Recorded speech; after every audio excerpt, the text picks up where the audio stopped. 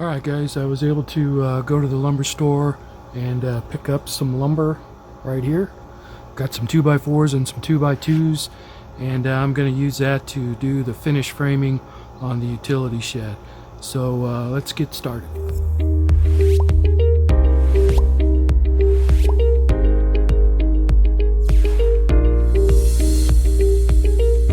Alright, the first thing I want to do is to add a couple of frames. Couple of studs here, and one there, and then one over there. So let me see what size that needs to be.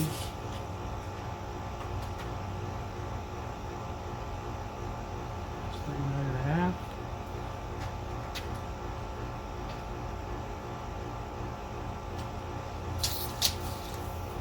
Okay. Looks like what I'm going to need is 39.5, so let me go make a couple of cuts.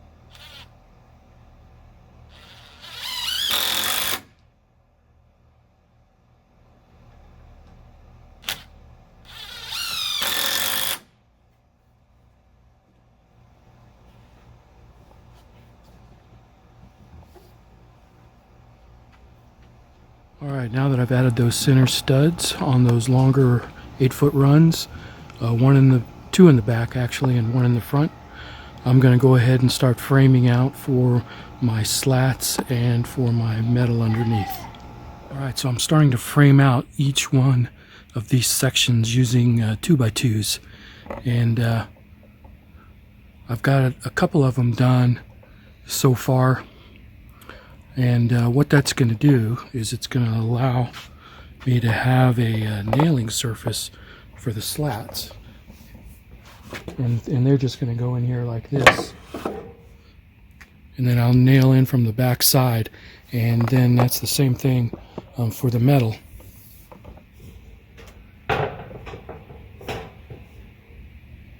So for the metal, I'll screw that in from the back side.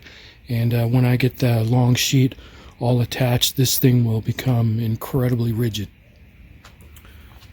So it kind of gives you a little bit of an idea of what it's going to look like.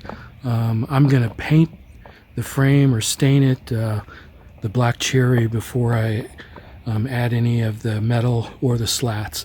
And then I'm also going to stain the slats gunmetal before I add those. Just makes it a lot easier and a lot cleaner. But that's where we are so far. So I'm going to go ahead and finish trimming out each of the individual sections, and then I'll get back. Alright, mistake number 2 on the build. Seems like I completely miscalculated how many 2x2s I need. I still need to finish out all of these two top panels and all of the bottom panels. So I went to Lowe's and picked up some more 2x4s. So let me get back to it. Alright, all of the top panels are framed in. And I've got one bottom panel framed in. So I've got to finish the other 5 bottom panels. And as soon as that's done, then I need to get my top plate done. My purlins for the roofing. And then it'll be ready to stain. Alright guys, all of the lower panels and upper panels are completely framed in all the way around, so I'll be putting my slats up against here, and same for the corrugated roofing. We'll go up against that in each of these panels. And I've already moved the shed frame onto a tarp so that I can stain the frame. But before I do that, I still need to finish building out these top sections right here. So I've got a section right here I need to finish, and I need to finish that section right there. And then I'll probably top this off as well. So that's the last thing I need to do before I can start to stain, so let me get to that. To finish this top section right here is to get myself a center brace right there, and I want it to be the same height as these posts right here. I'm not sure if those are exactly the same height, so what I'm going to do is I'm going to place this board up against each one, mark a line, and then I'll just cut the center of that line, and that should make it just the right height to go here as the center post. So let me go ahead and do that.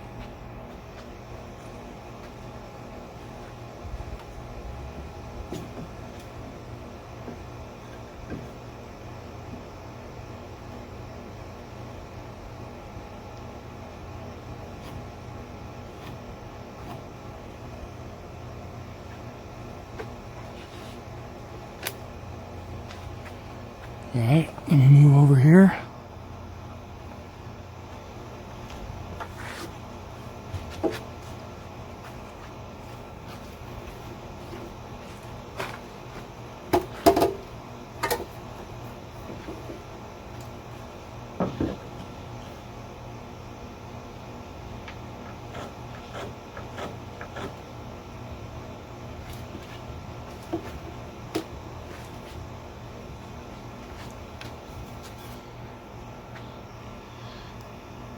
Not bad.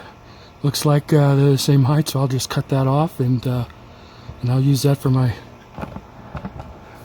center beam right there.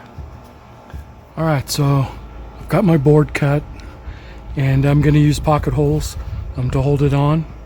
And because pocket holes tend to slide as you screw them in, I've put a block there and clamped it in place to keep this from drifting while I screw it in.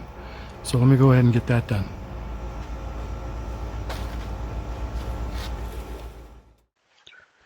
Okay, so I forgot to take any video of this part, but here you can see where I've added the top plate just above that center brace, and I've taken that and gone 8 feet across.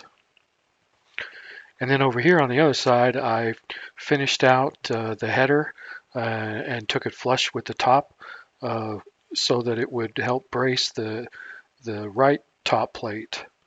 And I've got that installed as well. So, got 2 more boards to put on, and then I'm done. I need to put my rafter from here to here. But before I do that, I want to make sure that I've got this nice and square. So I've got my square here, and then I've got a couple of clamps, and I just tighten that up just slightly, just enough to get that nice and square. And I'm going to leave it there while I attach that board. That way, I think it'll help me keep this square while I'm installing the roof. Okay, finally, this thing is completely framed in.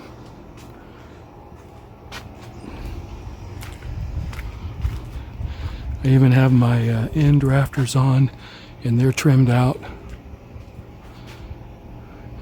Each of the panels are trimmed out all the way around. You can see that I've got it nice and square. So, and my rafters are holding that in place.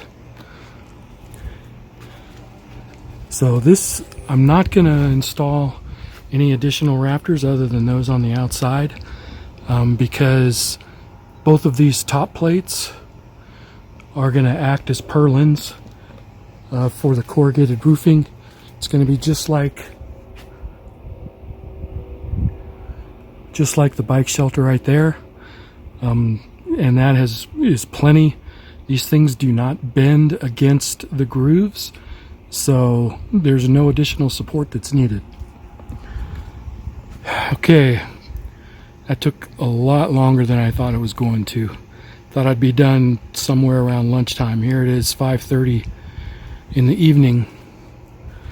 So I can finally start staining the frame black cherry. So that's what I'm going to start next. Not sure if I'm going to get that done before dark, but I'm going to give it my best. All right, guys. I worked hard today. This is as far as I was able to get. I was able to completely finish the framing all the way around.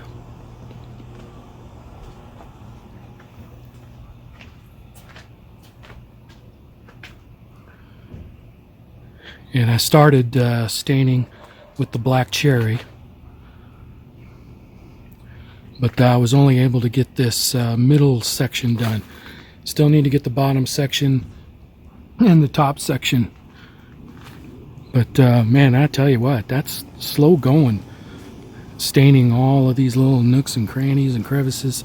I'll probably still have to come back and do a second coat, a touch-up coat, and I'll do that when I get the top done and the bottom done.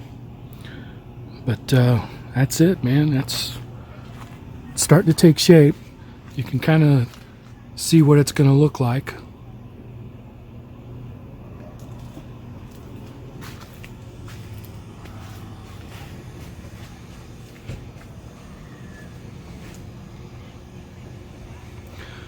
So what I'm going to do here on these top panels is I'm going to build some frames and I'm going to stretch some screen, some nylon screen over it. And just kind of fill those in with the nylon screen. That way it'll have a place for light to come in and also to kind of vent any hot air that collects. So we'll see, you know, if that works, great. If it turns out that too much rain is getting in, then I can always create a second set that has some kind of poly on it. Then I can swap them out when I need it closed completely or when I want it vented. But that's how far I got today.